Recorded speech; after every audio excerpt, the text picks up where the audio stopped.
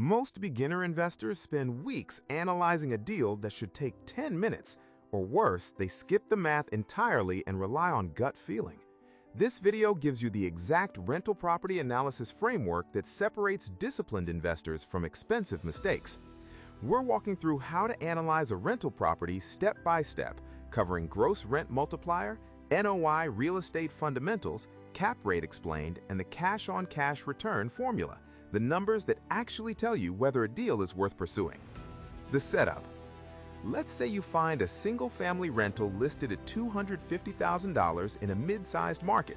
The listing claims it rents for $1,800 per month, that's $21,600 per year in gross rent. Before you run a single calculation, verify that rent figure against comparable rentals in the area. Never trust the seller's number blindly. The first quick filter is the gross rent multiplier, or GRM. Divide the purchase price by the annual gross rent.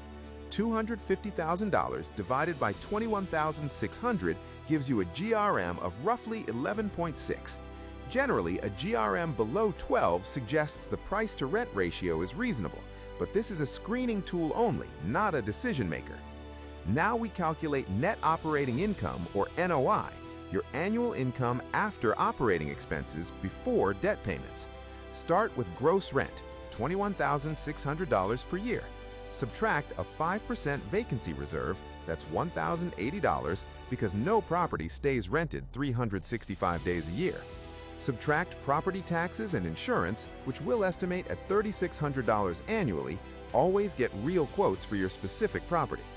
Subtract property management at 9% of collected rent, approximately $1,944. Even if you self-manage now, model it in so you know the true economics.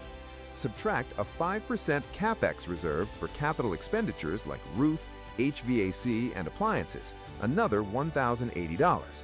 Your NOI is $21,600 minus $7,704 in total operating expenses, which equals $13,896. With an NOI of $13,896, we can now calculate cap rate. Divide NOI by the purchase price. $13,896 divided by $250,000 equals a cap rate of 5.6%. Cap rate tells you the return the property generates independent of how you finance it. It's the property's intrinsic yield. A cap rate in the 5 to 7% range is typical for stabilized residential rentals in many markets. Now let's layer in financing to find cash-on-cash return, the metric that reflects your actual return on dollars invested. With 20% down on a non-owner-occupied investment property, your down payment is $50,000. Add $4,000 in estimated closing costs, bringing your total cash invested to $54,000. Your loan is $200,000 at a 6.75% interest rate on a 30-year term, approximately $1,297 per month or $15,564 annually in mortgage payments. Annual cash flow equals NOI minus debt service, $13,896 minus $15,564 equals negative $1,668. This deal loses money on a cash flow basis at these numbers, and that's exactly why you run the math before making an offer. Cash-on-cash return would be negative 3.1%, a clear signal to negotiate the price down, find higher rent comps, or move on. Risk and gotchas. The most common mistake beginners make is using gross rent as their income figure, without deducting vacancy, management, or reserves. That approach can make a losing deal look profitable on paper. Also, watch for properties where the seller quotes pro forma rents, projected future rents, rather than current in-place rents.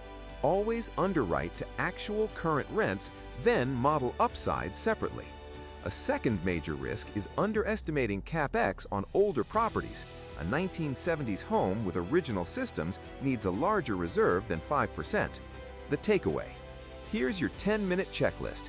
Calculate GRM as a quick filter, build NOI from the ground up using all real expenses, check cap rate against local market norms, then run cash-on-cash return using realistic financing assumptions. If the deal doesn't pencil out at today's rates and realistic expenses, either negotiate the price or walk away. The math doesn't lie.